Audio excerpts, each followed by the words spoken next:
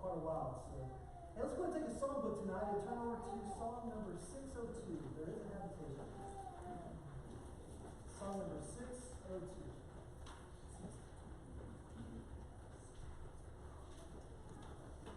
There is a habitation built by the living God for all of every nation who sings at the abode.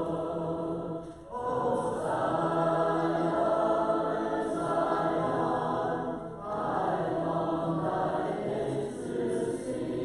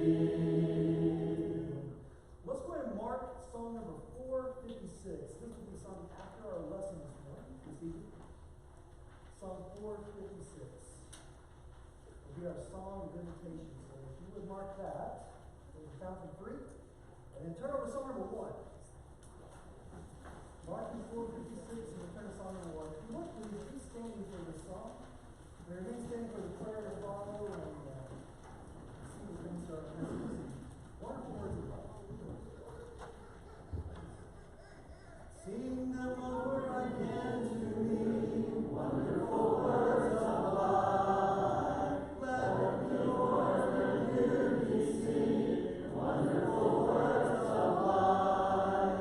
Words of life and beauty, teach me faith and duty.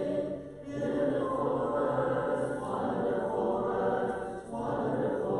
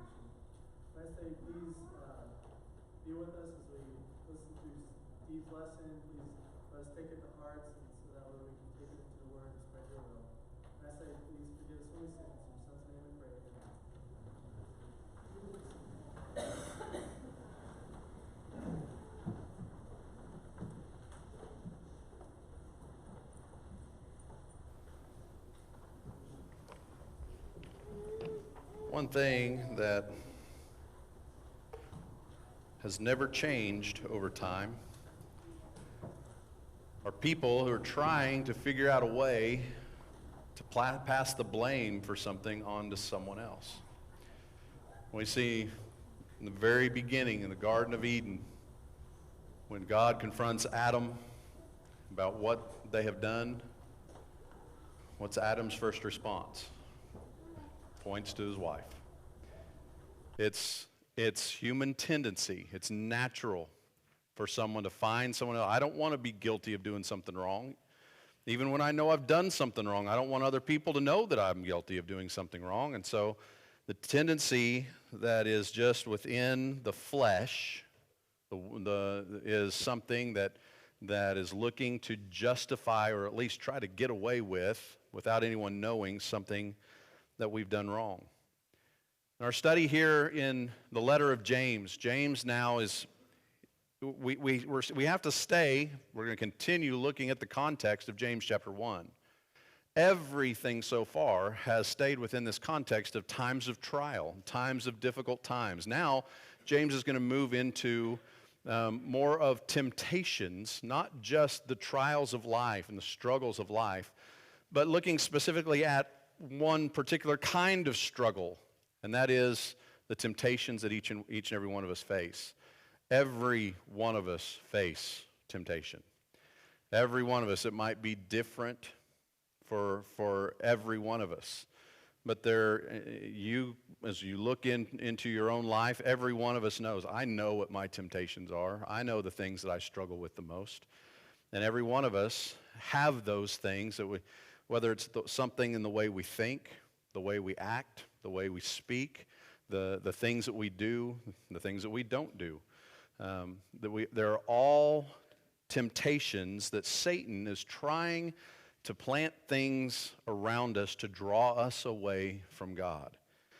So here, we're going to begin tonight by looking at this. Why is there so much temptation? Why does God allow Satan to tempt? We talked about in our study of Revelation this morning, the binding of Satan and how over time God has bound Satan in various ways. He's bound him. It's not so much the binding that's referring to, but it's talking about the fact that God is always in control. God has always allowed Satan to have an influence in different ways. But throughout time, God has changed how he has allowed Satan to have his influence. And so, in the lives that we live today, it's still a very real thing. It's something, as the Apostle Peter tells us, this lion that is prowling around, waiting for any that he might devour. And that's the Satan that we are faced with today. Well, as we concluded last week's lesson of looking at the difference, it was an illustration that James used of struggle, of trials, of challenges that we have, whether we are rich or we're poor. We're faced with various trials. But it all came down to knowing that we are children of God. Well, with that same thought in mind, we understand, as James tells us here, concerning if we are faithful, when we go through the struggles, when we endure the trials, when we are able to deal with the temptations in life, if we are successful, if we are able to manage those temptations in our life, James chapter 1 and verse 12 is how he describes this. He says, "Blessed is a man who perseveres under trial, for once he has been approved, he will receive the crown of life, which the Lord has promised to those who love him." So after all of that was said in the first 11 verses of chapter 1, the beginning of this letter, this is kind of a summation of that. If you persevere, if you are able to withstand and remain faithful, the way that the word that he uses here is blessed. Blessed is a man. Now that's a word that should be very familiar to us. It's the same thing that's used in the Beatitudes in Matthew chapter 5 when he goes, "Blessed are the poor in spirit. Blessed are those who mourn. Blessed are the meek. Blessed, and all those. It's the same thing. A lot of people take that word and they change it and say, well, the literal meaning of the word that's used there can be happy. And that's true. It can be. But it's not happiness like a lot of times we think of happiness. It's really talking about one who can live a satisfied life. Someone who is able to withstand and has learned to trust in God, to withstand the pressures and the trials in life, is able, no matter what the trials are, is able to live a satisfied life. And if one is able to do that, it says that he has been approved. The word approved here is the idea of someone who has been put through a test. Someone who has undergone some kind of a trial to see how they're going to come out on the other side, how they're going to respond. There's a lot of times, whether maybe it's training in the military, maybe it was training on a sports team that you had at one point. When I had a friend or a young man back in Oklahoma City who went to school in Yukon, Oklahoma, and he walked on to the OU Sooner basketball team. While he was going through the walk-on tryouts, he was so frustrated. That was when Kelvin Sampson was coach at OU, and he came home one day and he said, "I'm quitting." I said, "Why are you quitting?" He said, "Because we haven't played basketball. All we've done for 2 weeks is run. This is the dumbest thing I've ever." I'm sitting here going, Kelvin Sampson. I wouldn't put him in that category as dumb when it comes to basketball coaches. And what that was, it was putting them through a test. Who really wants to be here? Who really wants to put what's necessary in order to be a part of this team? And that's the word that's used here by approved. Is that there are tests, there are things. James already told us back earlier, in a few verses earlier, that the trials and struggles that we deal with in life, it's a testing of our faith. And so once we have developed the faith to be able to withstand those, we live a satisfied life, and God looks at us and says, "You have been approved. You've been tested, and you have been found approved by God. Your faith is genuine." And then he mentions the reward. You receive the crown of life. This crown is the crown of victory. Of course, James is referring to eternal victory here. And so that's on the one side. If I am able to take all that James has talked about so far in chapter 1, and I can stand firm, I am able to remain faithful, I stay true to God. If I do struggle and if I lack wisdom, I go to God and ask for wisdom in faith. And that's part of, are you handling the trial the way that God expects you to handle it? Are you going to God for the answers? Or are you just trying to find them yourselves or relying on man for those answers? It's all part of the test. But on the other side of this, beginning in verse 13, what if I fail? What does it look like, or how does James describe it if I'm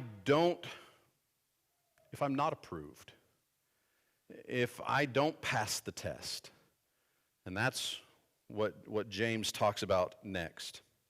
Because when it comes down to it, the main point that James is about to make here in these next few verses is that it really is all up to me. There's no one else that I can blame when I fall short. There's no one else that I can blame when I allow the trials to move me further away from God in my faith instead of closer to him.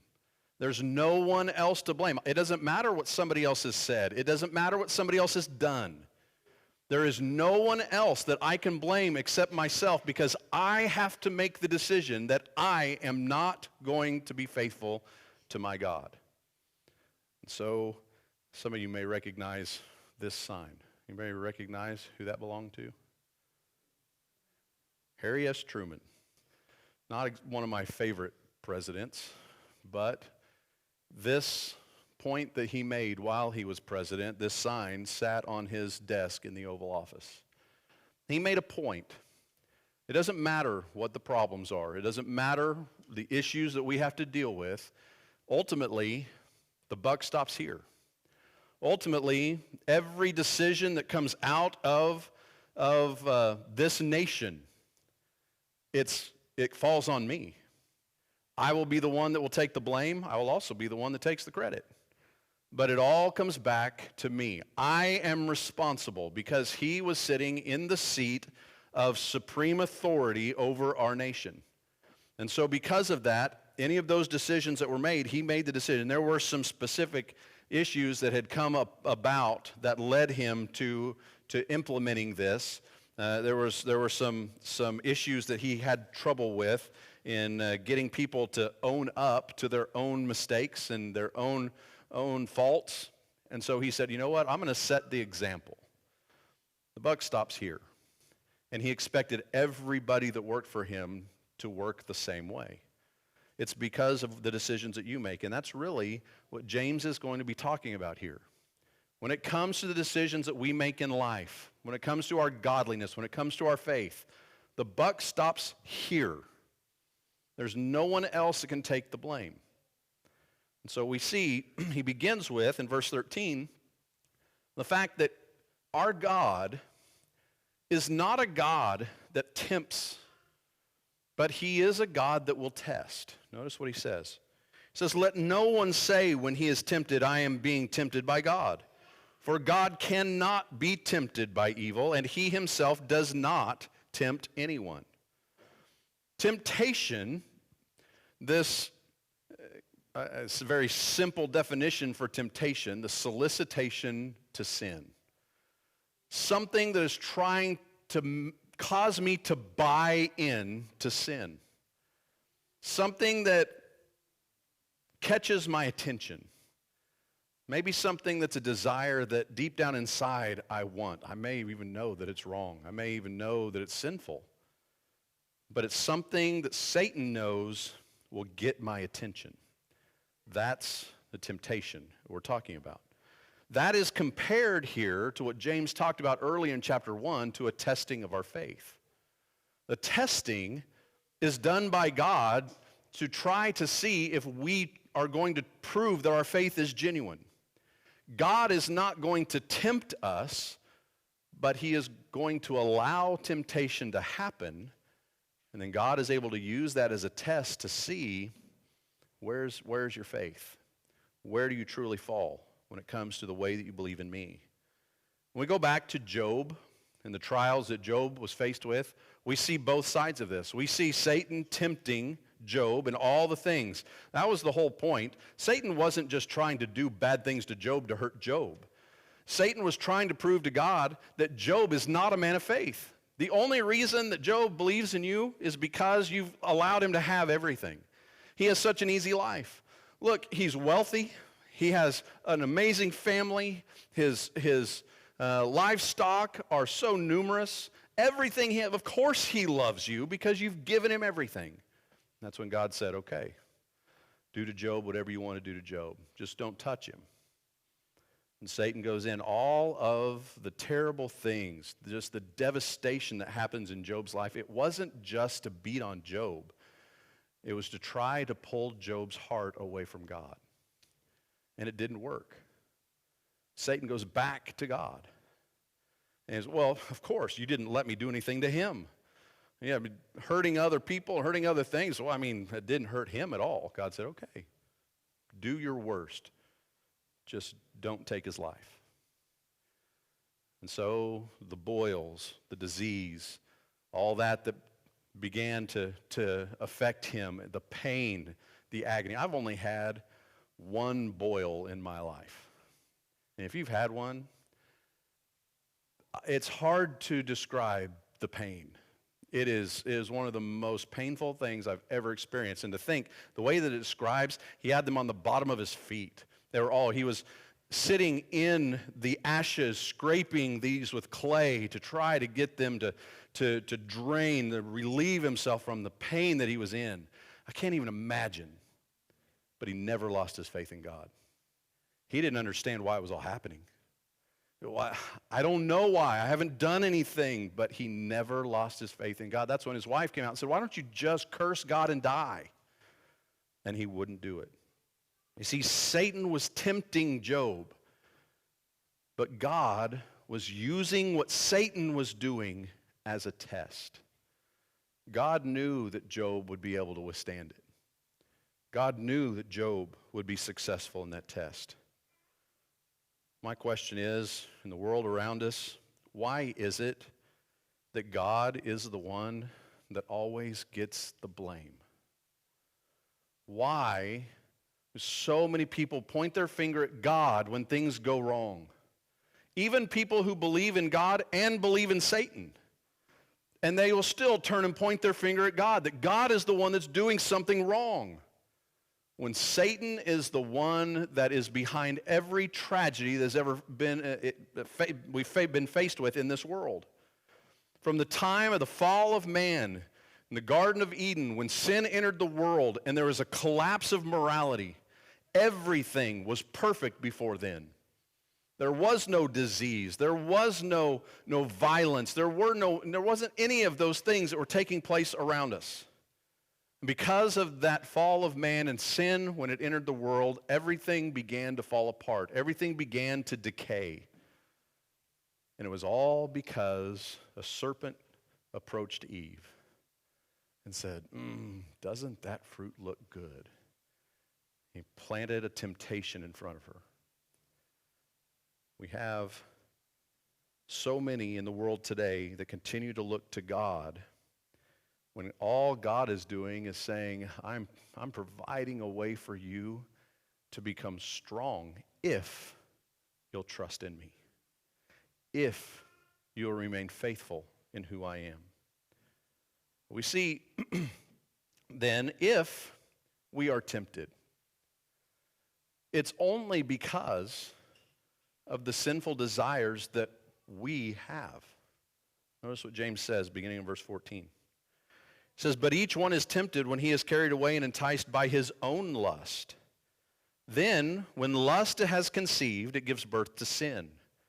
And when sin is accomplished, it brings forth death. Here James says, we are carried away and we are enticed. This is Satan's way of, we talk about with Jesus and his disciples that I'm going to make you fishers of men. Jesus was not the only one. The apostles were not the only ones who were fishers of men. Satan also is a fisher of men. Satan is also going to try to cast his lure out there in front of every single one of us to try to draw us away from our faith in God. That's what he did with Eve in the very beginning. When Eve, well, we can't eat of this tree, and say, well, why? You know why he told you can't eat of that tree? Didn't you know that you will be just as wise as God?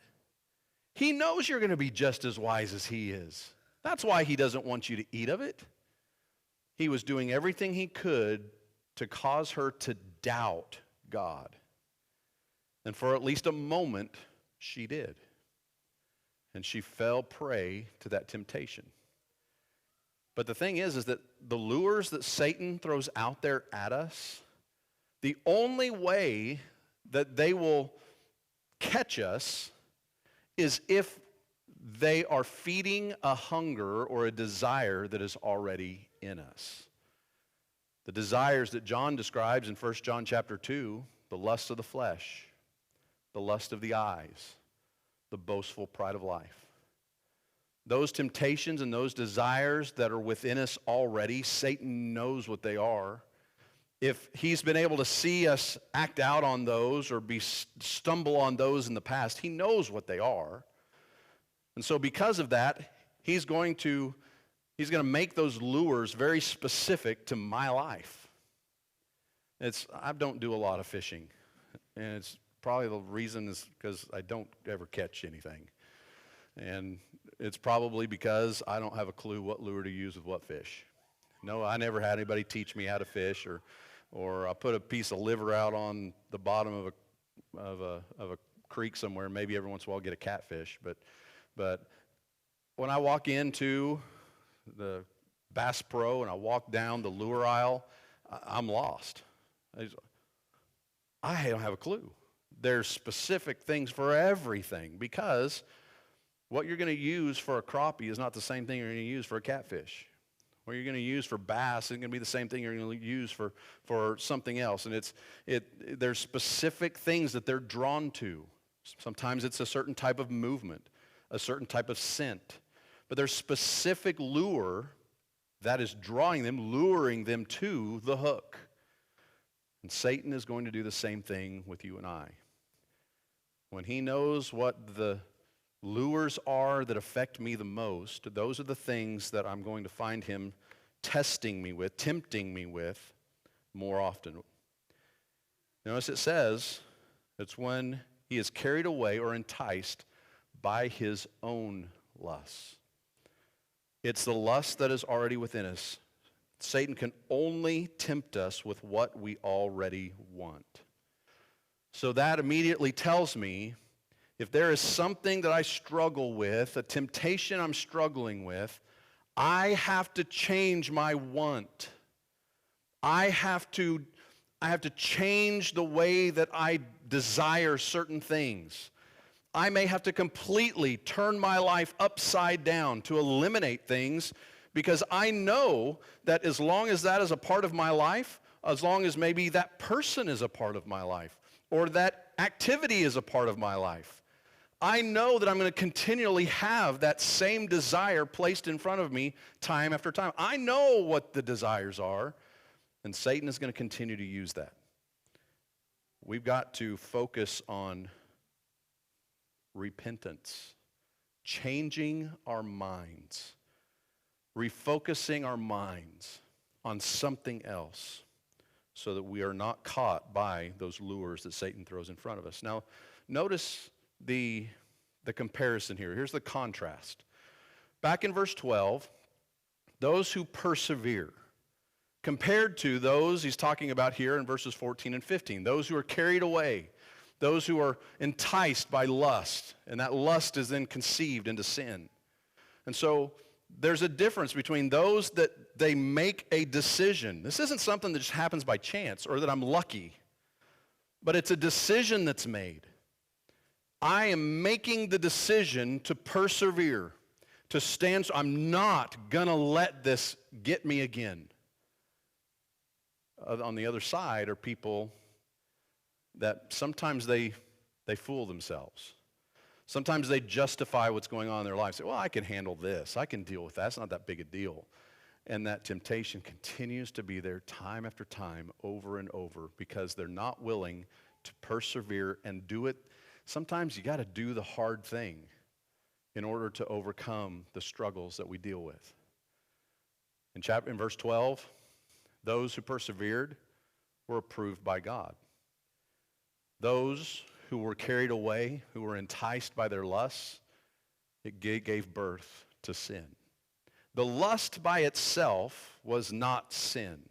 It's when that lust took the form of action in my life, by acting out on that lust. And that's one thing that I struggle with for a long time. There are some lusts, just the thoughts that we have, that can be sinful. But if I know that there is a lust, there's a desire that I have within me, and that's something that is a struggle, it's a battle in my life. That desire for those things in and of itself is not necessarily sin. But Satan is able to use that lust to draw me, to plant the lure in front of me. And when I take the bite, I have fallen into sin, the action of sin. In verse 12, they received the crown of life.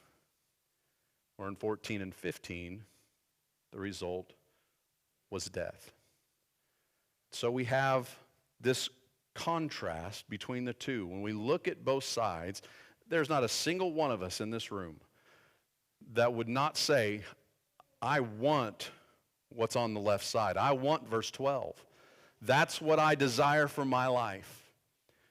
But it comes back again to this point. The buck stops with me. What am I going to do? Am I going to ignore it for another day? Am I going to just pass it off as, I'll be able to overcome it? Am I going to just think that I can overcome it by myself, on my own? There are very few temptations and struggles in this life that I think we're able to manage by ourselves, because we'll always find a way to justify it. We'll always find a way to get around it. That's why we have a body of Christians. That's why here later in a few chapters, James is going to be so insistent on, are you confessing your sins to one another? Are you praying for one another? Because it takes all of us working together to help each other through things. And so we've got to be careful. We cannot be deceived. And that's what James says in verse 16. Do not be deceived, my beloved brethren. Be deceived by what? Well, don't deceive yourself, but don't be deceived by what God is doing. He started here by saying God is not the one who is putting the temptations out there. But now he's saying you need to not be deceived. Satan's going to try to convince you to blame God. He's going to try to convince you. He's going to try to deceive you about what's really happening here. James says, don't be deceived. Instead, you need to turn your mind and focus on the things that God really does do, the gifts that God really does give. Look at verse 17. Every good thing given and every perfect gift is from above, coming down from the Father of lights, with whom there is no variation or shifting shadow. If God is not the one who is sending temptations, then what we need to do is look at what he does send. We need to focus our mind on what is God doing for me in my life. What has he done to help me? And we can go through everything from what he's done through Christ and the hope that I have because of his sacrifice and that eternal life that only comes through Jesus. But James even goes to even some more basic things than that. He just simply says very generally that every good thing and every perfect gift comes from God.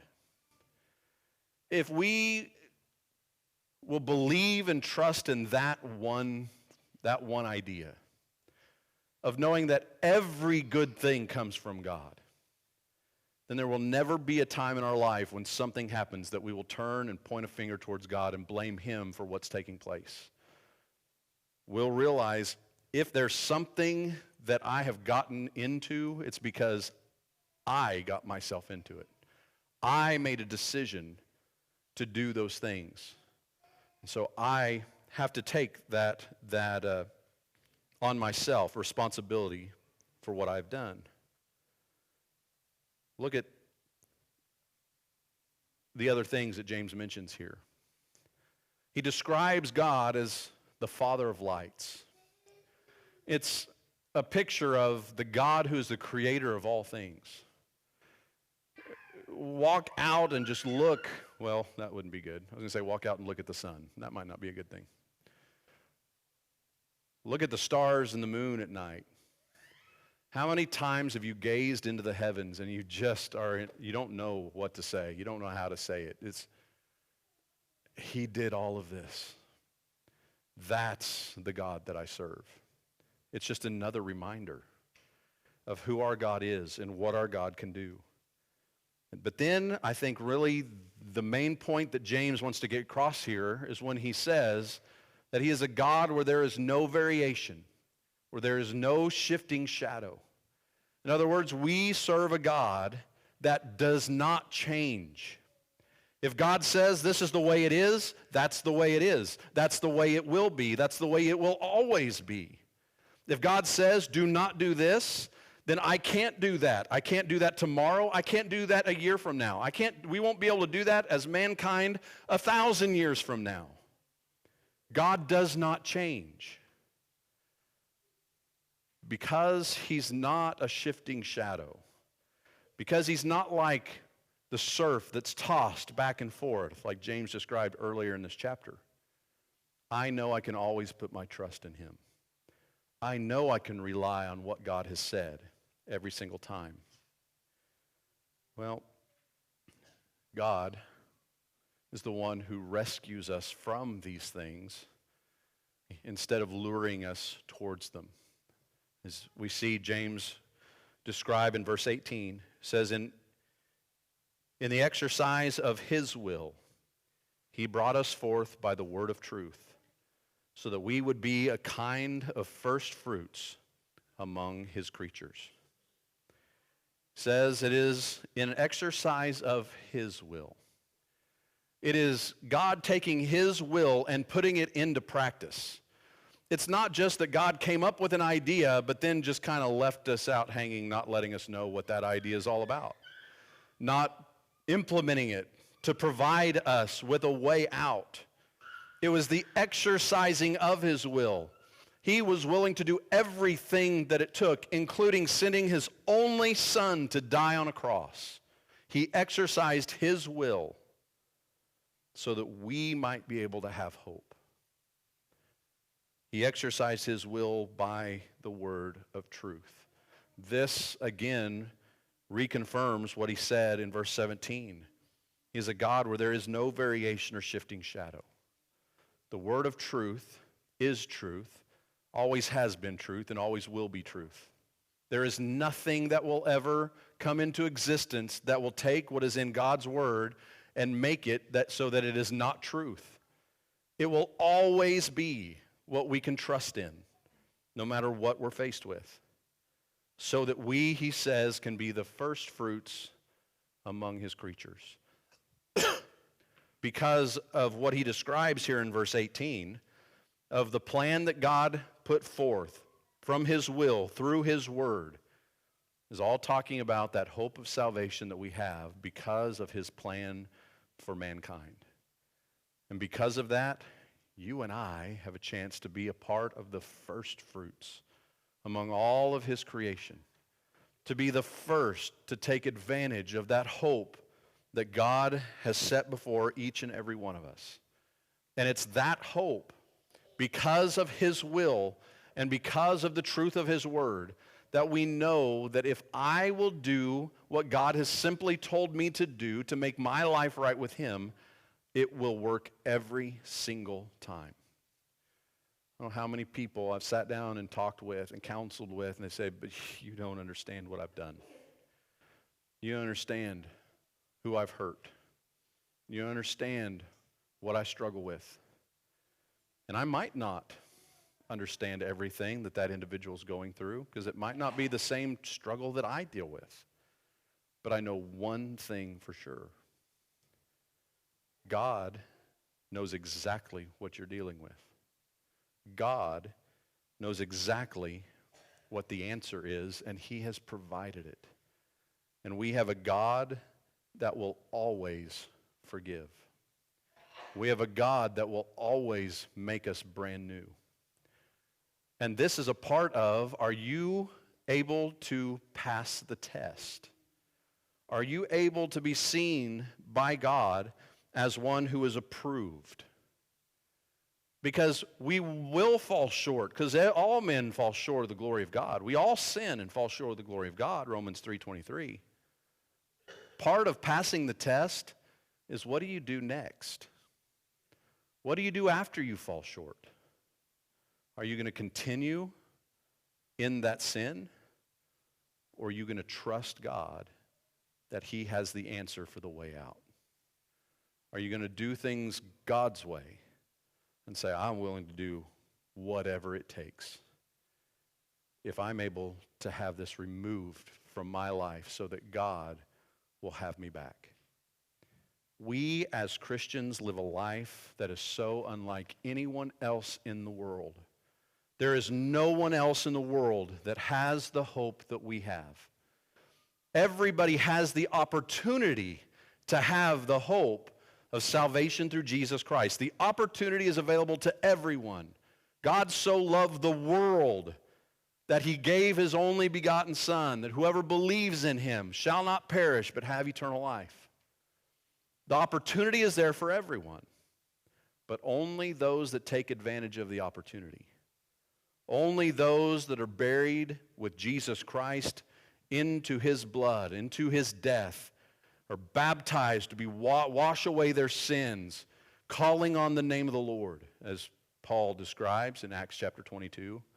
Only those that, as Mark describes, have become disciples of Jesus Christ. Only those who have obeyed the gospel. He told his disciples, go into all the world and preach the gospel to all creation. Because he who believes and has been baptized shall be saved. But he who disbelieves will be condemned.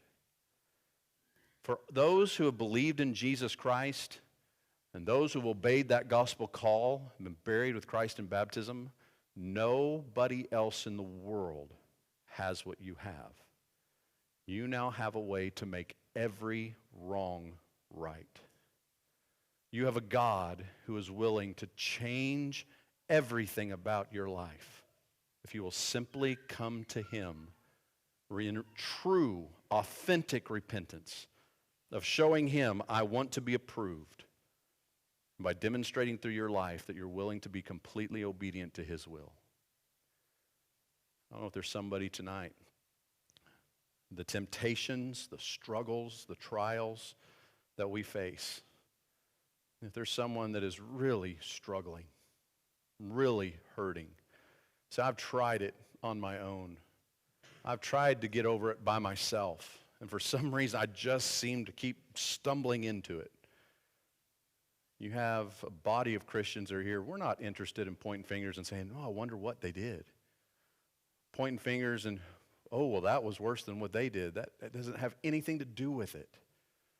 It's a body of Christians that says, what can I do to help support this person who is hurting, who is sick with sin? If there's someone here that's struggling with anything at all, first and foremost, God wants you to come to him. But then he also, as we said, James is going to say in James chapter 5, he wants you to trust us. He wants you to come and confess your sins so that we can pray for each other, because that prayer has power. It says it has the power to heal spiritually. So if there is a need tonight for any struggle, trial, the temptation that you're dealing with, what can we do to help? Or maybe it's someone who has not yet taken that step. If you have not obeyed the gospel of Christ, if you have not been washed clean by the blood of Jesus Christ, you do not have that hope. You do not have that access to God to have those things removed from your life. But you can.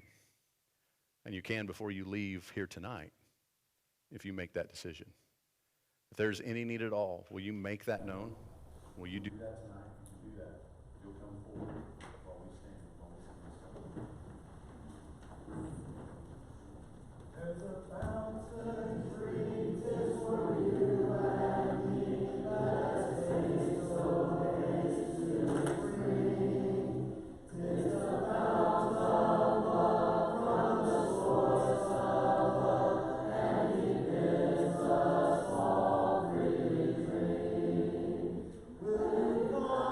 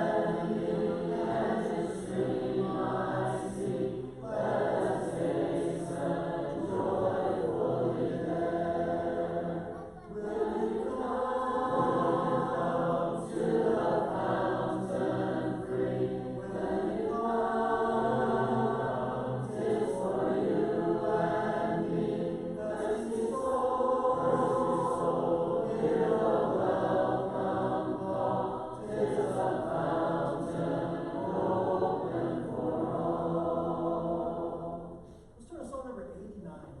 If you were unable to take the Lord's Supper this morning, if you make your way up to the front while we sing the song, you can serve at that time.